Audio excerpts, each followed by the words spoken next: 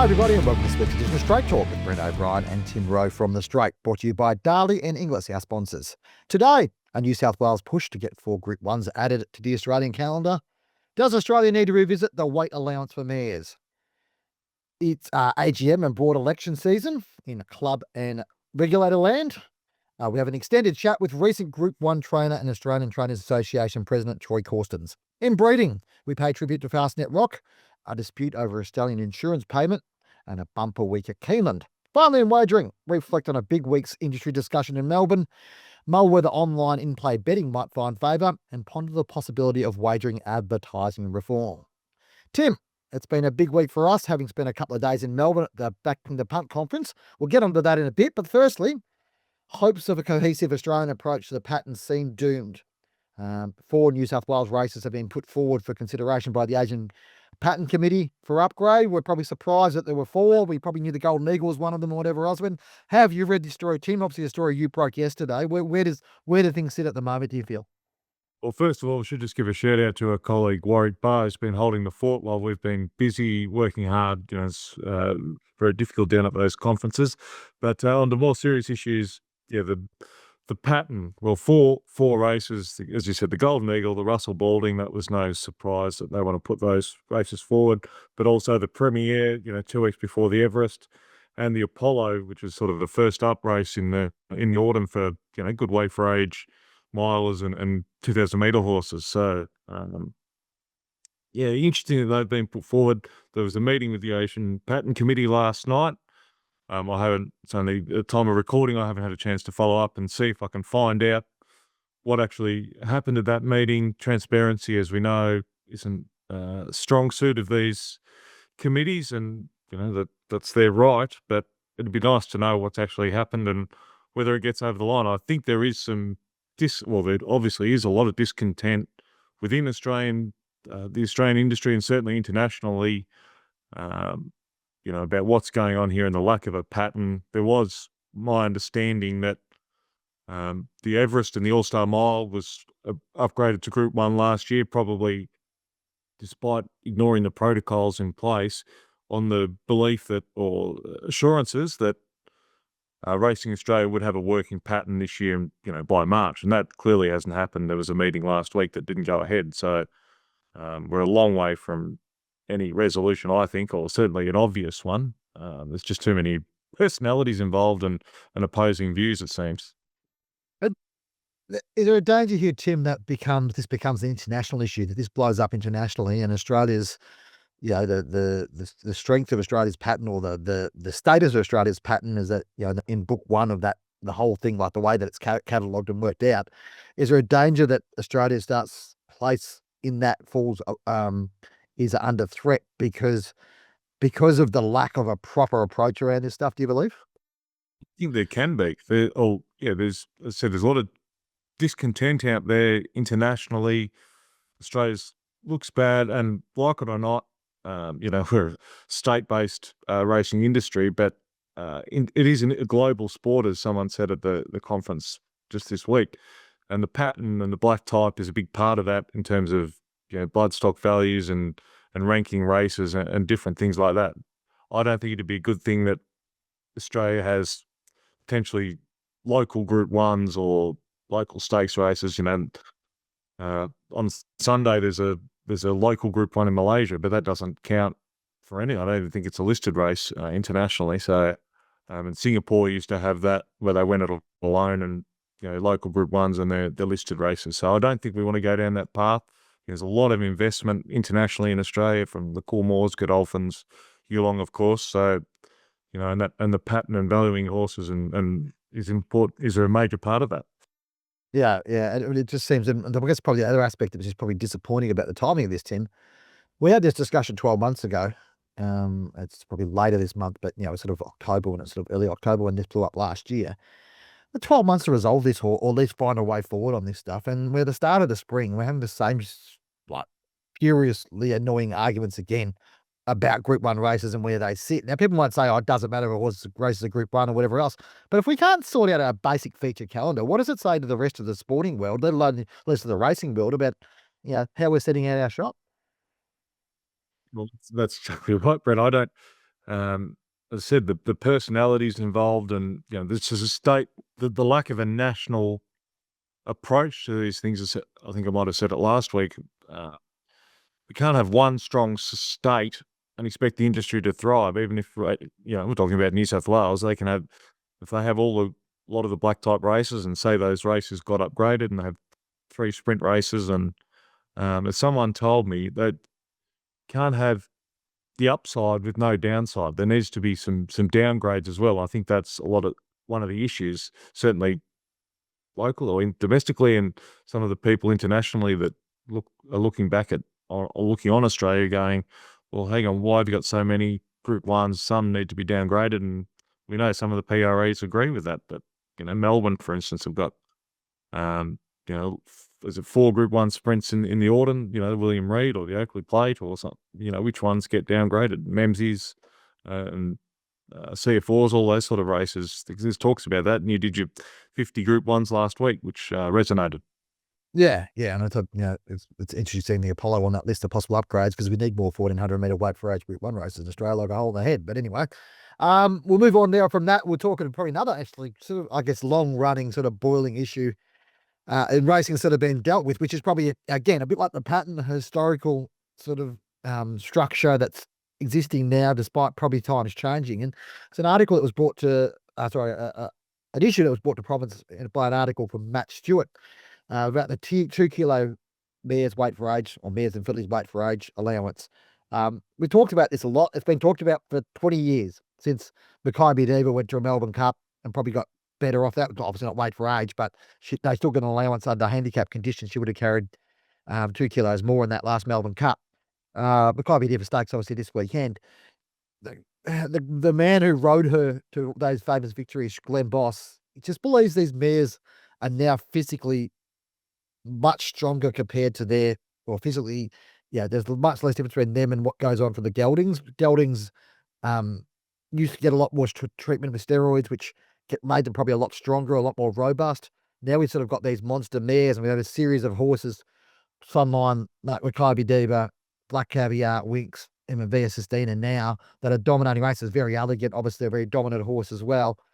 Do you see merit in this argument, Tim, that we need to have a look at this? Because it seems to me that it may be skewing some of the, some of the elite racing in Australia, where we've got these elite racing mares. We're not necessarily talking about coming through the grades, but certainly when we get to this elite level, if you're competing best against best, then, why should they have this advantage?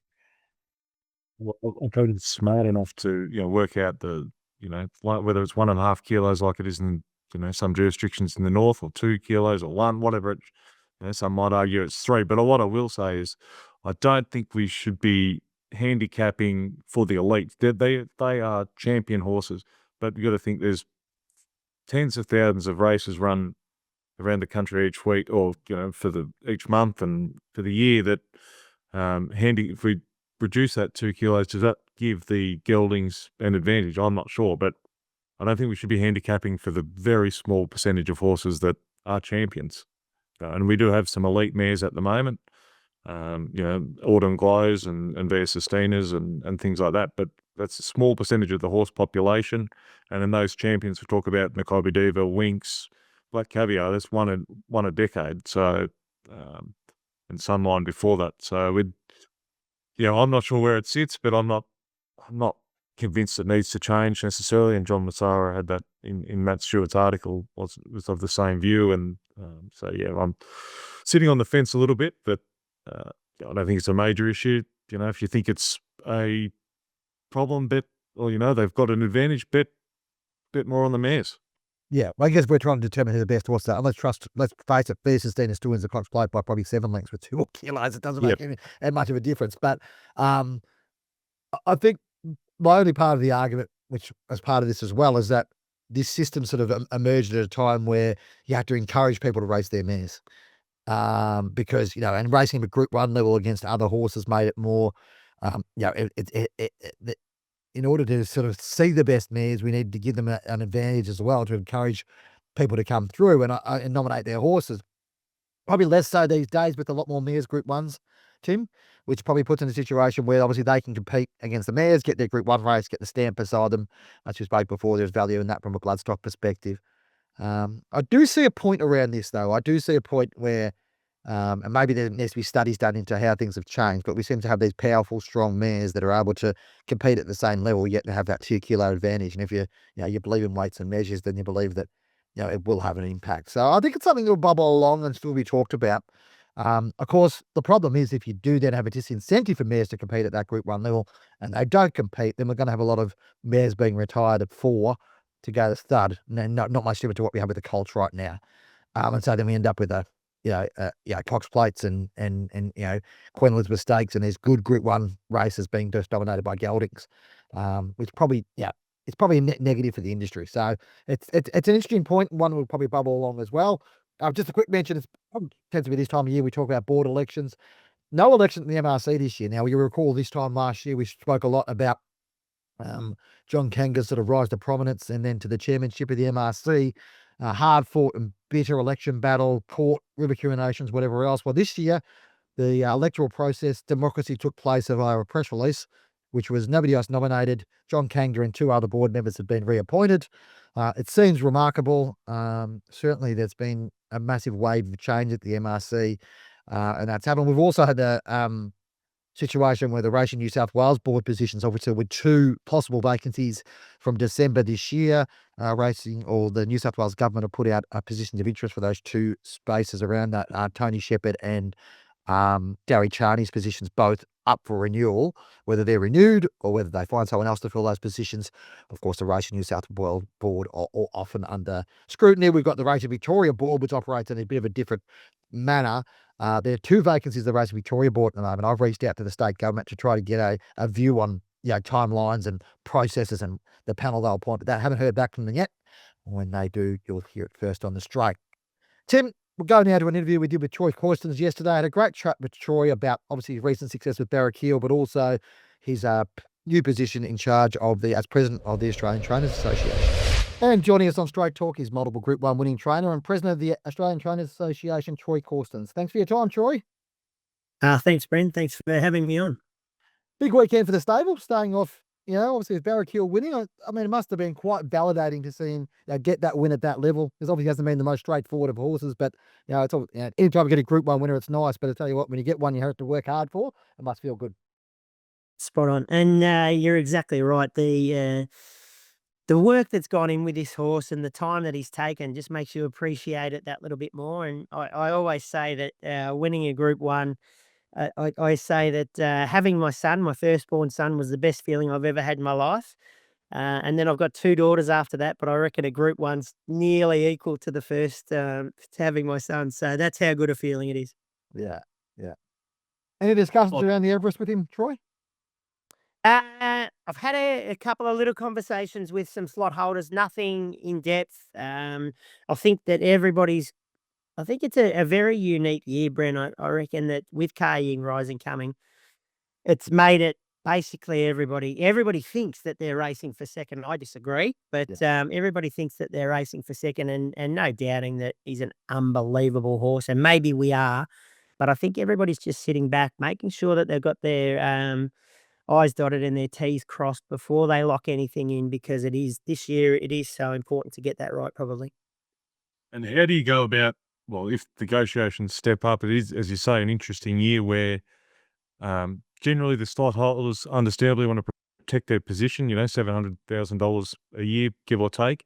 But if you've got a nice horse, but maybe you think you're fifth to, or running second, third backwards, do you stay in Melbourne and things like that? Does that come into conversation? Yeah, very much so, Tim. I think it's a very poignant question and something that you really need to look at. Do you want to risk that and go up there if you think you're going to be running for second? And the slot holders are probably thinking that because they don't go into it with the passion that a horse trainer does, that they've got a horse going into it. So, and I get it. I totally get it. They're very clever guys that have got these slots, and they don't want to just hand them away. And if they are just racing for second, they want to make sure that they get second right. How do you manage him as a horse? Is there a concern, like, is there a horse that you, because of his obviously didn't start till he was 5 and had to work through him, is there a sense with him that it's gotta be the right situation to get into a race like the Everest? Like, you gotta actually step him into it, like, you can't just sit there and take him for granted, he's not, you can't just turn the key and off he goes? A long time ago, Bren, when we probably after last preparation, I'm like, I was clear and my mind was set only on the Manikato. I didn't know how we were going to get to the Manikato, and I wasn't really worried how we were going to get to the Manikato, but I wanted to just get to the Manikato. And I think we've done that now. So to think about an Everest, it probably makes a lot of sense. Anything other than the Everest, I wouldn't even contemplate. I'd probably stop after the Manikato and give him a break. But if an Everest slot pops up, I'd have to be a little bit stupid not to consider it. And the 10% for a trainer, regardless, is still quite handy in the Everest there. Oh, 100%, Tim, but, the majority of trainers would say this, "Oh, I hadn't even thought about that," and the horse always comes first. If he puts his hand up after the Manikato and says, "I've had enough," I won't be going to the well once too often, that's for sure. And on to other matters, Troy. You stepped up as the Australian Trainers Association um, president. I guess, racing politics at the best of times is difficult in trying to unite trainers all on the same page. Talk us through that process and how you're enjoying it. Yeah, it's something that I'm extremely passionate about, and I've been on the ATA board for well over 10 years now, and I think I've been the vice president to Robbie for the past 5. Some time ago, Robbie mentioned that he was thinking about stepping down, and I was very keen to take up the role because I think that I do love horse racing, and I think that I've got a genuine, real feel for the game, and I think that it's now become bigger than I think. Probably the ATA might have just been a bit of a whinging sounding board 5 years ago, and I think that everything has changed quite dramatically, especially with the new management board on RVL, and it gives me a lot of confidence that I know that, we have a voice and we are being heard. Yeah, yeah. What are the biggest issues, Troy? What are the sort of, what's your top 5 sort of list? Do you look at it and go, "What are the things we need to confront as a, group of trainers?" Yeah, I think so we've got a terrific, committee at the moment, Bren, and there's 7 of us on it, and we also have Calvin McAvoy in a consultative, position on there as well, and I think that we've got several issues moving forward. Obviously, we need to get bums on seats. So we need people not only coming to the races, but we need people betting on the races. And we need to make sure that everybody is very comfortable with that. I think we've got a lot more competition than we had 10 years ago. And I think it's a real challenge for us moving forward. So I'd say it's number one on our priority list. We need to sit back and work out what the punters want, what these guys want, and what they want to look at, and what they want to bet on, and what they need. And I think that's probably the number one on our list at the moment. A regular talking point is the scale of trainers' businesses now. We all know Chris Waller and Kieran Maher, and good luck to them. But do you see that scale as is it a necessity? We've had Will Friedman on previously, or would you like to see a cap on trying to spread the horses around, I guess, and the owners probably as well?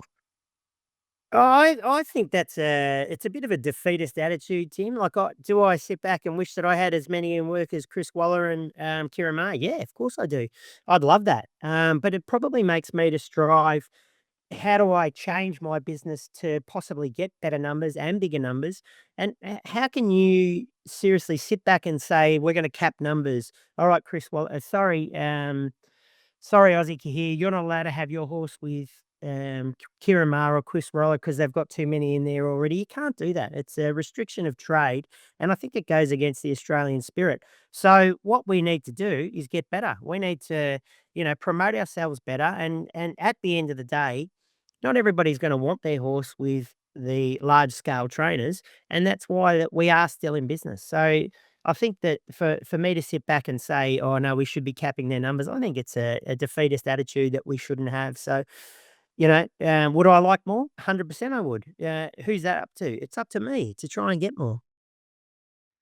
When you talk to the trainers group, you talk to the other trainers, is there a sense of being a profession that in 5 to 10 years' time will have fewer and fewer members, Troy? I mean, are you concerned by the fact, obviously, we talk about scale, and one aspect of scale is obviously some stables grow and then at the bottom end things disappear. Is there a concern amongst your group that training as a profession is going to become for fewer and fewer people?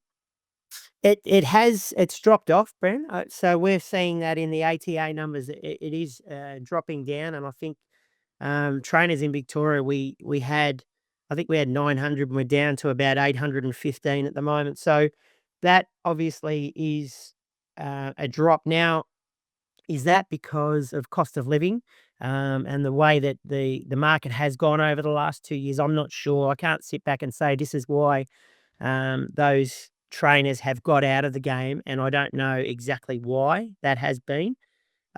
Is it an issue? I'm not sure. I think if it continues to drop, maybe it's something that we need to address and look at, or maybe it's just a leveling out and not as many people are taking as much of a risk.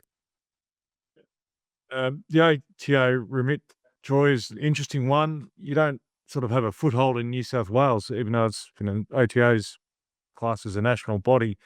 Does that impact your ability to achieve things nationally? It's again a good question, Tim. But in fact, we actually have 80 members that are on the ATA still, so they're also part of the New South Wales Trainers Association. But we still have 80 members in New South Wales. And I think Stephen Bell, our CEO, told me the other day that we still have 85% of the runners in New South Wales that are ATA members. So although we're not as loud or at the forefront in New South Wales, it's something that we are very open to. And we still deal with quite a few New South Wales trainers that come to us with questions and needs. So it's something that we are very open to. And far be it for me to sit back and say that the New South Wales Trainers Association aren't doing a good job. So I think there's a place for both of us. I guess the rest of the industry often sees the ATA in action when there are issues, Troy, that know that there's a problem or whatever else, that things come out. But it's fair to say you guys do a lot of day-to-day work within the industry, within trainers to sort of work with them and help them with what you're doing, don't you? Yeah, 100%. And that's basically what we're here for. And I know that the guys in the office, they're flat out. They're busy every day. There's not a I'm speaking to Stephen Bell, our CEO, 2, 3, 4 times a day, and sometimes at length. So there's plenty going on, and there's plenty to deal with. So we've just got to get in there and heads down and bums up and keep going. Or you got an interesting business model to a degree, obviously working in with Baystone, and you've got another draft sort of heading up to the 2-year-old sales. How are they coming together and managing that? It is, I imagine, quite a valuable part of your business. Yeah, it's really good, Tim, and we've had a few good results. I think so. We This year we're trading 18 horses out of the stable and I think there's probably 90% that Dean Harvey, who is based own, and I own. So it is a massive part of our business, and it allows us to just have a bit of a go and have a crack and see if we can trade a few horses and make a bit of extra money that way. So it funds the rest of the training business for the rest of the year. But I think that it's really changed. I think when we came into it originally, I think we've been doing it for about 8 years. And we started and we'd get our horses and we'd make sure that they breezed really fast. And I quickly learned out that that's not a way, because if the horse passes in and we get the horse, all of a sudden you've got a horse that wants to reef and tear and doesn't want to be a racehorse. So we changed our model about 5 years ago, and I think it's been the best thing ever. So I just treat them all like racehorses. They're not like breeze up horses. And we treat them like that. And if we get them to the trials before they go to the breeze ups, fantastic. And if they breeze up in, 1180 or 1210 or something like that, Tim, as long as they look good and they're going well, that's all we need, because we're trying to turn them into future racehorses. And you have had some nice horses come through, and Obviously disappointing, but Bitter Creek was a good one. And obviously last year, the Written Tycoon filly that you traded year-long bought back. She's very talented, obviously with Kieran Maher now, but very talented filly as well. She's outstanding, and she's favourite in the Captain Teebs on Saturday, and there will be no one cheering for a Kieran Maher horse louder than Troy Corstens, I can tell you, which is very, very rare. And if anyone's watching me at the track and they see me cheering for Signature Set, that's why. But I want it because I labelled her very early, and I did think that she was an unbelievable racehorse, and just her attitude and everything like that. Tim and I desperately tried to get as many people as I could to buy her. I just couldn't afford her, unfortunately.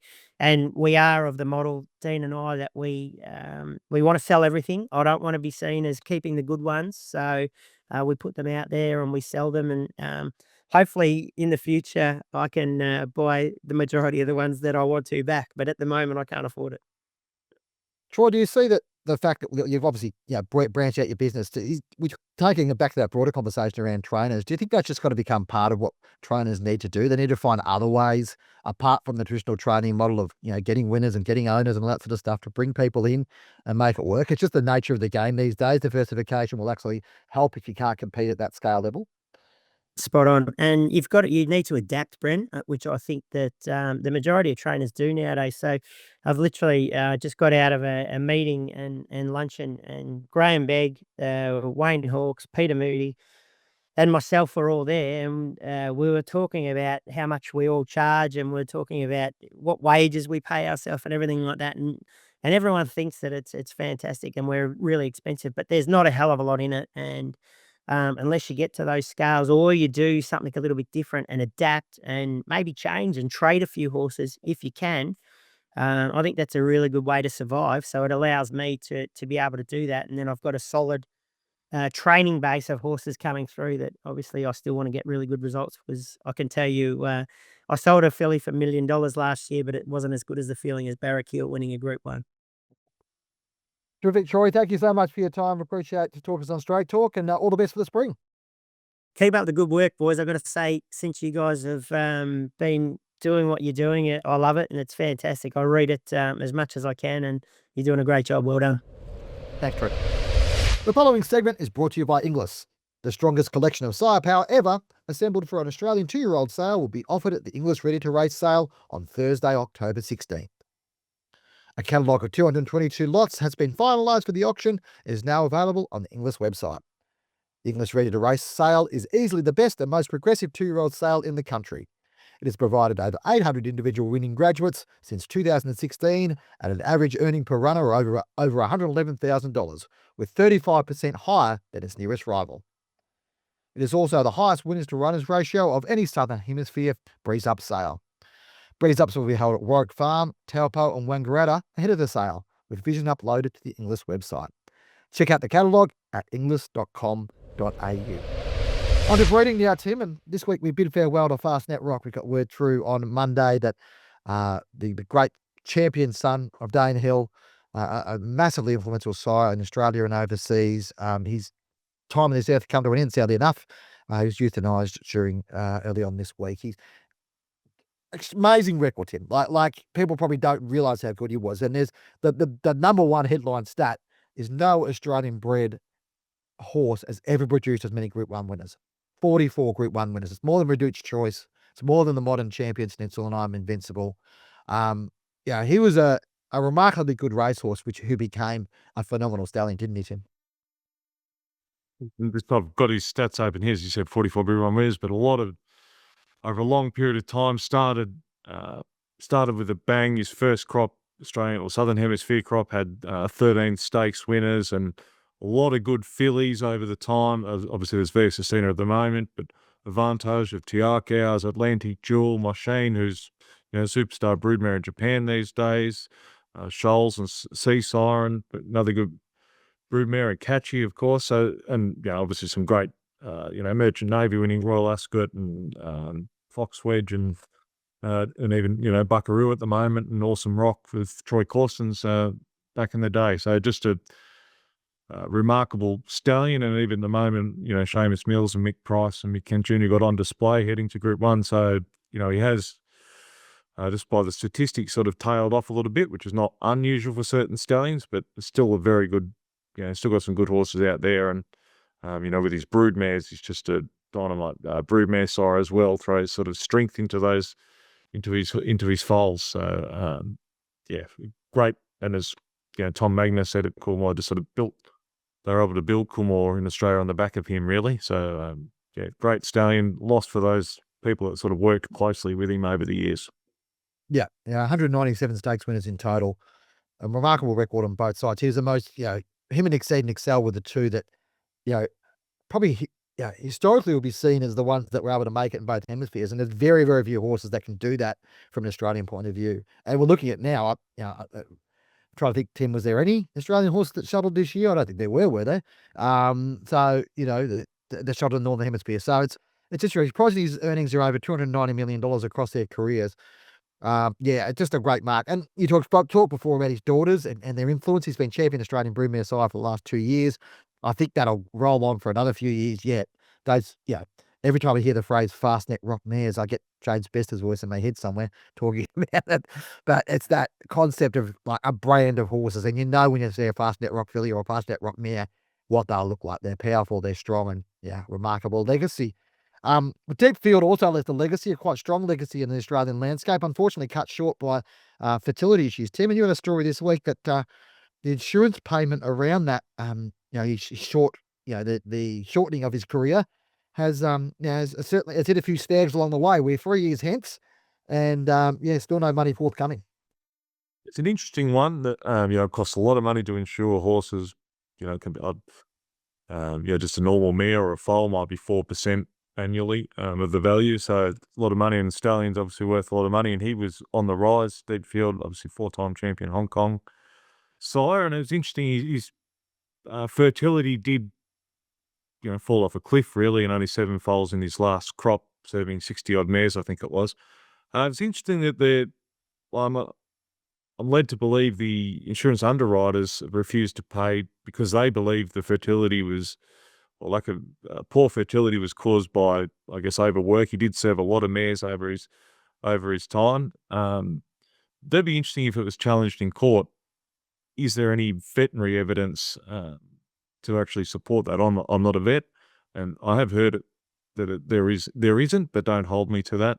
It's an interesting one. Like this industry, there's a lot of good old horse people will say yes, that's what's caused it, but to actually prove that with veterinary science is another thing altogether. So whether it ever gets resolved or the shareholders ever get paid out, everyone's very tight-lipped on that story. It's sort of anyone directly connected, either shareholders or obviously Henry Field and the insurer or some of the brokers that were managing Deep Field won't comment, and that's understandable. But it's an interesting story nonetheless. Yeah, it does point to the fact that it's a complex business, and if you have you have an insurance background or an insurance sort of backstop behind you with got a champion stallion, it's not always straightforward. So a bit of complexity there, and probably a bit to play out. We might see that one. It said might end up in the courts at this stage, or who knows where it might end up.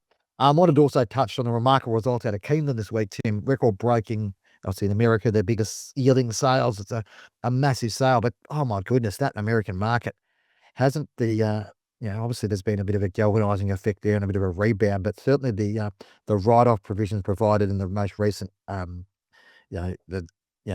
President Trump's one big beautiful bill, which allowed pretty much automatic write-off of bloodstock costs. It's just had an absolute sugar hit effect on the industry. $52 million yieldings already, I think we're 4 days into the sale. Young sire Gunrunner has had $12 million lot so far. And what we're seeing here, Tim, is not just the big boys slugging it out the top, paying $10 million for a horse. We're seeing everyone raise up, and particularly, the more $1 million horses and all those sort of aspects. It tends to be a transformative moment for American bloodstock, and it's probably going to change the face of American racing, American bloodstock moving forward. Well, and it is an international sale as well. Japan's been very strong.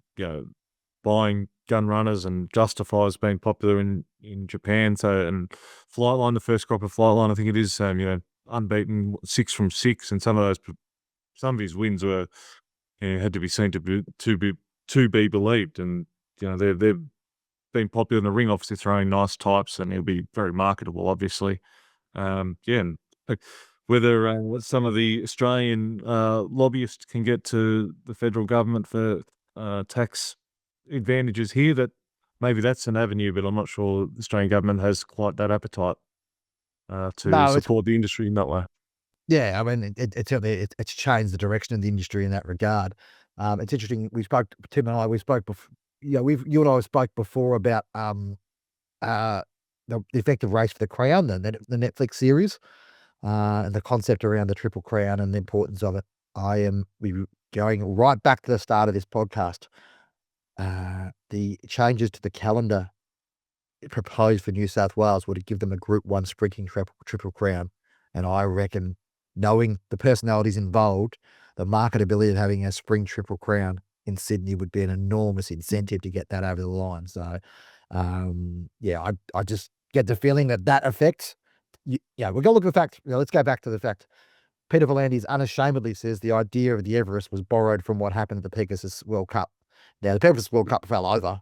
Well, it hasn't fallen over, but it's fallen firmly off the perch, while the Everest has gone from strength to strength. If you can put the Everest at the center of that, and you have two Group 1s either side of it, it just changes the whole nature. So I think there's much more at play here than just, we want a Group 1 and you want a Group 1 or whatever else with this play. I think it does that. And I think hooking that back to what happens in America, it's obviously a market that PVL is very familiar with. So anyway, we'll see how that pans out.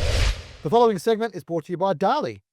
We've talked about emerging stallions. Now let me throw another one into the mix. Native Trail. Breeders can stop calling him the best looking stallion on the Darley roster. And that's on top of being a champion 2-year-old and a classic winner at 3. The scary part, his foals are just as sharp looking as he is. Like Too Darn Hot all over again, but with his own twist. Native Trail has the looks, the race record, and now the foals to back it up. And he's staring you right in the face. Native Trail, standing at Darley Kelvin side for $27,500, including GST. Right now, Tim, moving on to wagering, and obviously we had a really interesting couple of days in Melbourne at the Backing the Punt conference. Under Chatham House rules, which the conference operated under, we can talk about what happened at the conference. You just can't say who said what, apart from what they said to us at the bar on Tuesday night.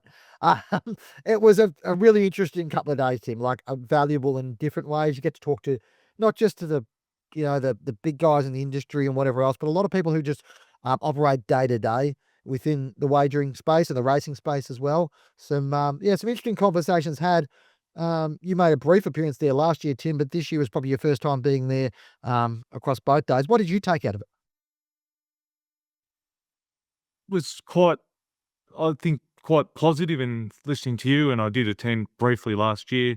There seems to be a bit of a renewed confidence that the markets or the industry, certainly from a wagering perspective, is on the up a little bit after declines, and that they're, despite the no certainty over the you win some, you lose more reforms from federally, that they're pushing ahead, and to some of the marketing avenues from my perspective, having not heard them before, they might be obvious to some of our listeners, of course, but the dabbles and them trying to compete against the big guys like sports bets, and even the innovation of what sports bets got to come, and trying to stay at, as market leader, and Tabcorp as well, sort of trying to, it's interesting that they had a few speakers there, that I don't think they were quite as present last year, and they seem to, well, obviously their share price shows that they're on the up as well. Yeah, it was interesting. I think Picklebet was also very interesting to hear some of their plays as well. Obviously, that racing space with racetrack sponsorship and sort of where they're working on. I think Tab's going through a major change, or had gone through a major change, and still are. Michael Fitzsimmons was at the conference, who's their head of wagering, obviously UK background, and come through Hong Kong. It'll be really interesting to see what hold he gets. I think he's only been in the job about 6 weeks, so I think we'll see some developments in that space. As you mentioned, Sportsbet are moving towards a few different innovations in the racing space, including fixed odds exotics, which they've kind of had before, but probably not at that level. And anyway, I'm interested to see how that plays out. I know Bet are putting some things into the market around their racing product as well, which could be interesting as well. So there's a bit going on.